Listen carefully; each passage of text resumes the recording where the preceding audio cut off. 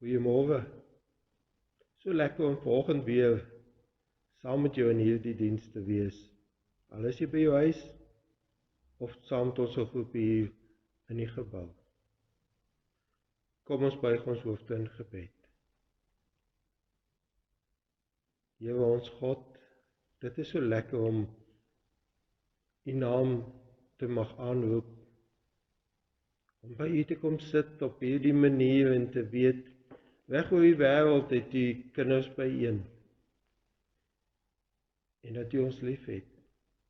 Dankie dat ons deur hierdie week kon kom en dat U vir ons elke dag nuwe krag gegee het.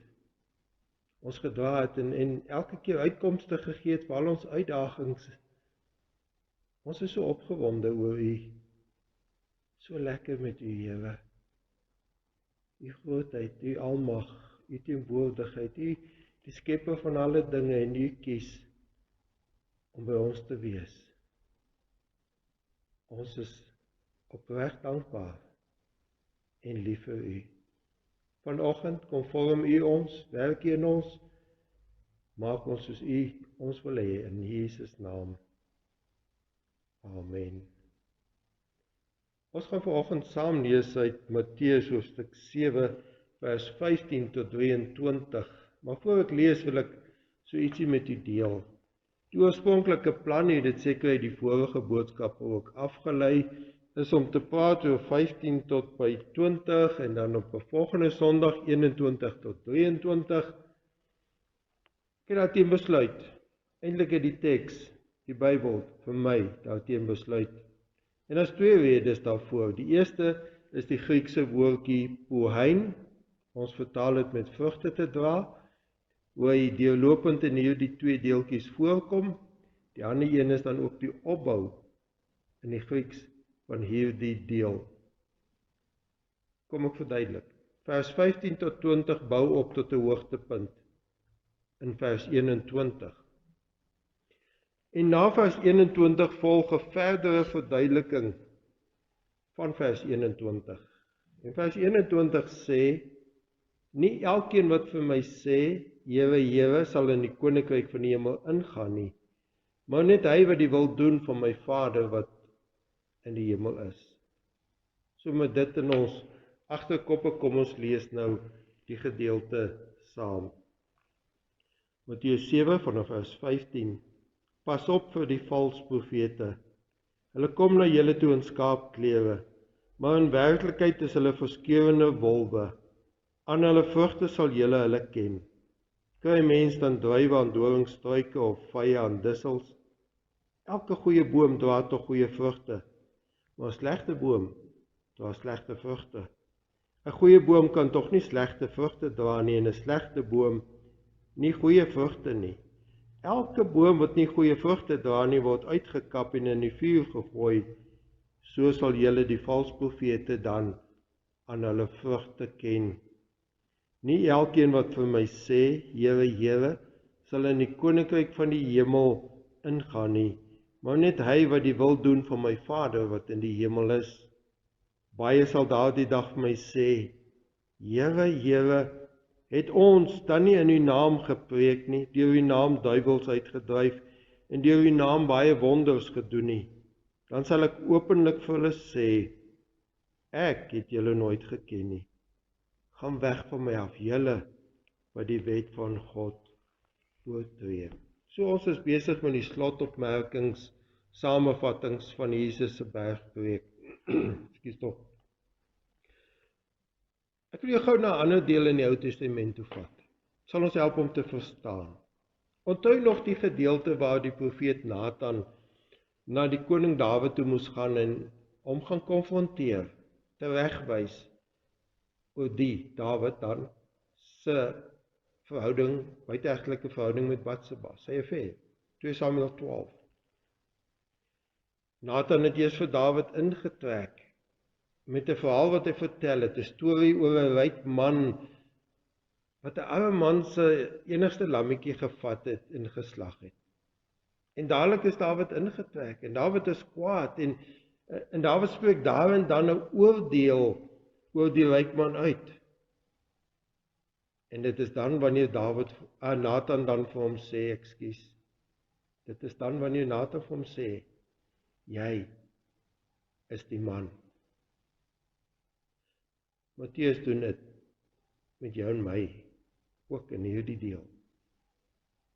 Hy begin daar waar ons veilig voel. Ons voel selfs skrappig oor dat daar so iets soos valse profete kan wees. Mense wat die evangelie verdraai, mense wat goed bylas, mense wat goed weglaai, mense wat nie Jesus in die middelpunt hou nie. En dan kom hy met vers 21 en sê, oppas dat dit nie jy is nie. Dit gaan oor wat hulle gedoen het.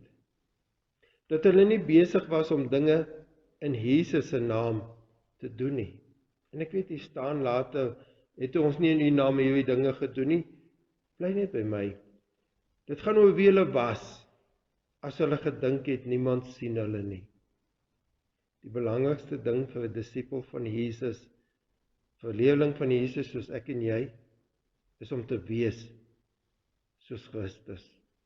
Be Christ-like. Wie jy is en hoe jy is, is baie meer belangrik as al die woorde wat ek en jy kan sê. Kom ons kyk nou net weer na die gedagte daar in vers 16, wat weer terugkom in vers 20. Vers 16 sê, aan hulle vrugte sal julle hulle ken. Kry mense dan druiwe aan doringstruike of vye aan dissels? Vers 20 sê, so sal julle die valse profete dan aan hulle vrugte ken.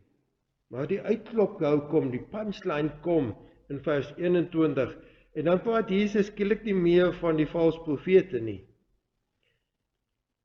Hy sê, nie elkeen wat vir my sê, Here, Here, sal in die koninkryk van die hemel ingaan nie, maar net hy wat die wil doen van my Vader, wat in die hemel is. In vers 21 praat Jesus nie meer oor die valse profete nie. Hy praat van jou en my. Die oordeel wat oor die valse profete sal kom, is nou skielik by jou en my deur. Dit kan ons tref. In vers 21 word die poëin om vrugte te dra, nou dade. So as jy gesukkel met die konsep van, hoe lyk vrugte in jou lewe, wel, kyk net na die woord dade. Ons weet wat se dade ons doen. So dit wat jy doen, wys eintlik wie jy regtig is. Nie woorde nie, ook nie voornemens nie, maar dit wat ek en jy doen, daaraan word ons geken.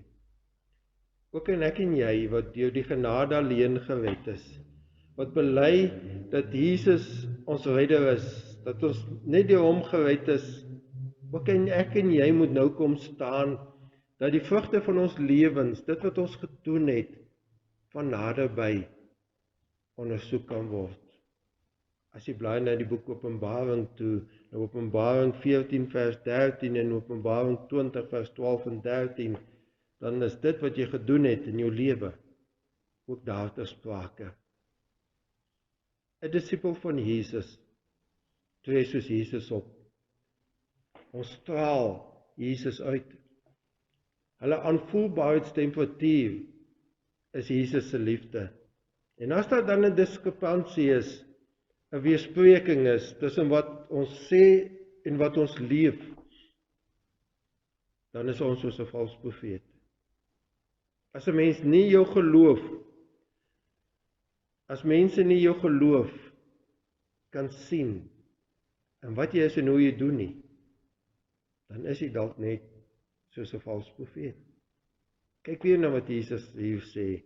Hy praat van mense wat gevoel het, maar hulle ken hom. Dis mense wat hom aanspreek as Here, Here. Dis mense wat goed in sy naam gedoen het. Nou daardie Here, Here aanspreek vir hom, herinner 'n mens baie sterk aan 'n Joodse liturgiese formule of 'n ritueel, aan iets wat hulle in hulle godsdiens beoefen het. Soos die geloofspleines wat ons baie keer in 'n diens opsê. Hulle was dit so iets.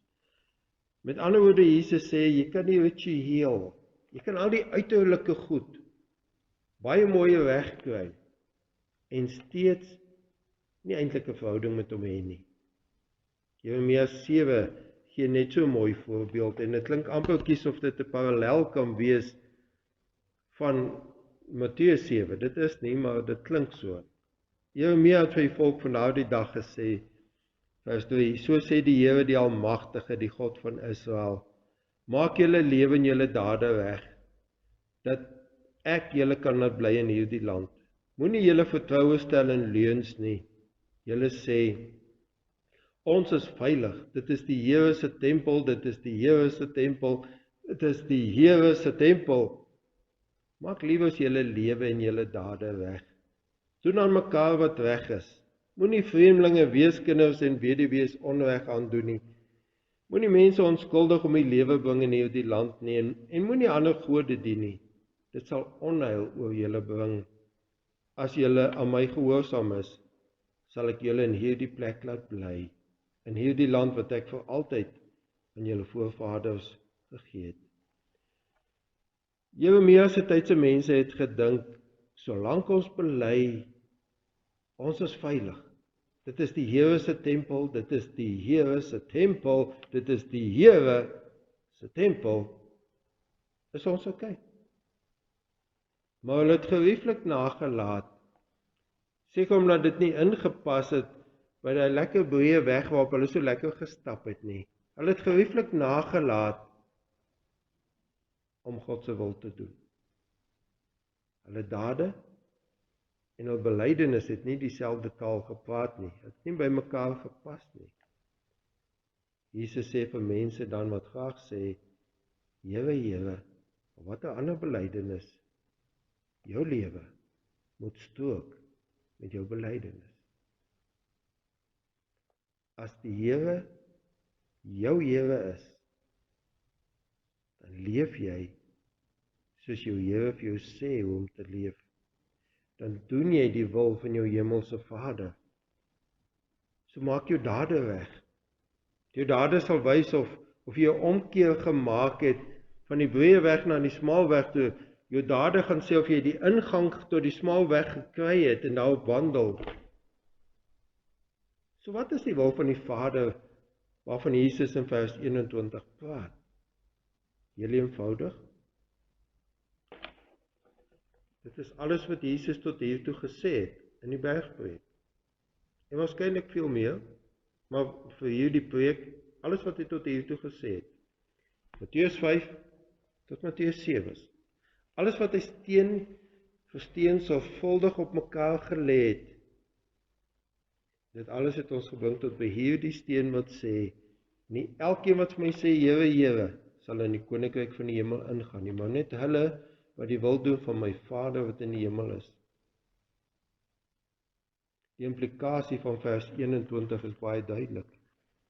Dit is nie genoeg om Jesus te erken as die Messias, of dat hy die Seun van God is, of om hom verlosser te noem nie. Die koninkryk van die hemel vereis 'n persoonlike verbintenis, wat jou lewe so diep raak, dat jy nie anders kan of wil, as om te doen dit wat God vreugde verskaf.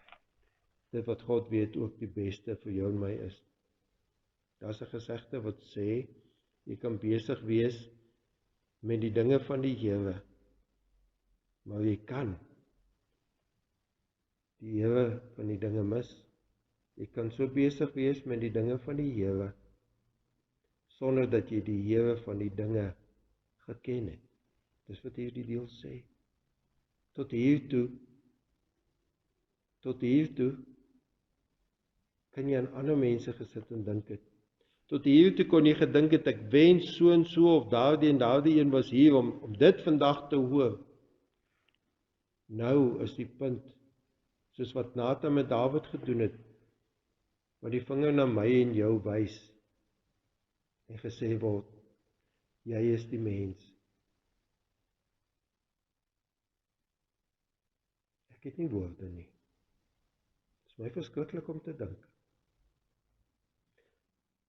Dat in al my ywer vir die Here, het ek dalk die Here gemis. Dat ek dalk kan sê, ek ken jou nie. Wat maak 'n mens met jou te besig wees? Ek weet, ek wil net by die Here gaan sit en om vergifnis vra. En by hom bly en met hom die pad loop en hom ken en my deur hom geken laat word. Ek wil tog nooit hoor dat die Here van my of van enige een van julle moet sê, ek het julle nooit geken nie. Gaan weg van my af, julle wat die wet van God oortree het, vers 22.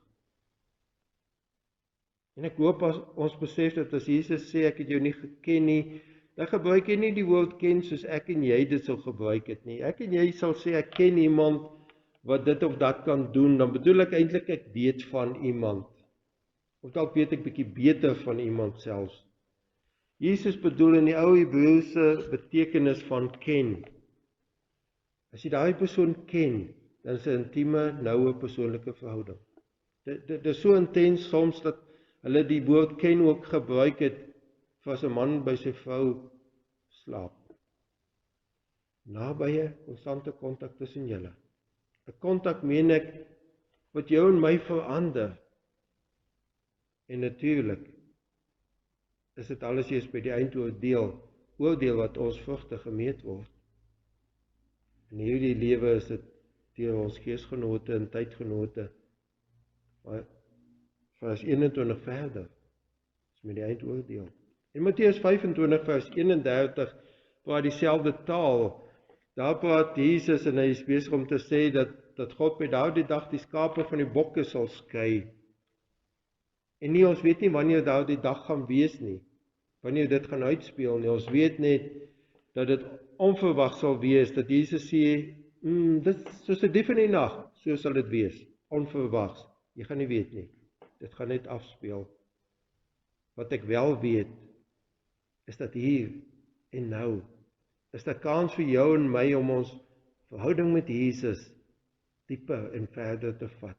Om ons verhouding met Jesus op te bou, om hom lief te hê en vanuit sy liefde te leef, om tyd met hom deur te bring, om ons lewens te leef, soos hy weet, ons lewens behoort te leef, om die wil van ons Vader te doen. So kom, ons maak Jesus weer die prioriteit in ons lewens, die belangrikste een. Kom ons sê vir onsself, en ons leef dit. Ek weet nie om te leef nie, maar my Here sal my lei. My Here weet hoe ek my lewe moet leef. En ons doen wat hy vra en sê. Here ons God, so maak ek my lewe dan vanoggend oop. Met ek bedoel ek elkeen wat saam met my hier luister. Maak ons lewens oop en ons laat gaan enige behoefte aan mag, aan krag, aan geliefd wees of beroemd wees, ons gee prys enige behoefte om situasies of mense of dinge of onsself te verander. Ons gee prys ons eie ek. Ons maak onsself totaal oop, dat U en U alleen in ons kan leef. dat U ons kan ken, werklik ken, en dat ons U mag ken, U wil mag ken, en U wil sal leef. Heilige Gees, help ons om U wil te leef. Ons bid vir die land, Here, die ekonomie is stikkend uit mekaar uit. Mense is siek, die COVID-19 kom nou hier seker tot uitbarsting omtrent, en ons bid vir al die siekes, en vir die ouens met kanker, en vir die ander ouens wat hartseer beleef het van 'n man wat oorlede is, of 'n pa. En dis vir U troos en U genesing. Ons bid vir elke sieke. Ons bid vir ekonomie om op te staan, vir mense om die besighede weer aan die gang te kan kry, en vir mense om werk te hê. Ons bid dat hierdie land na U sal draai, U sal ken en U sal dien. Ons vra dit in Jesus naam. Amen.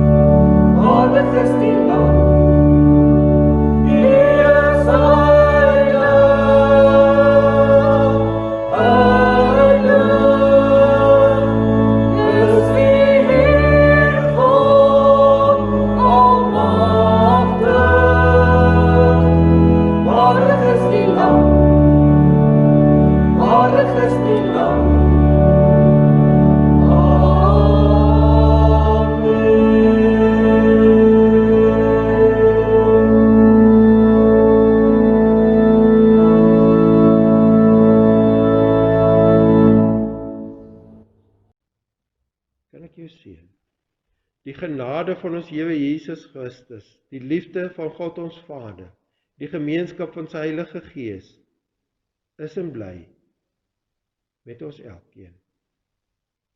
Amen.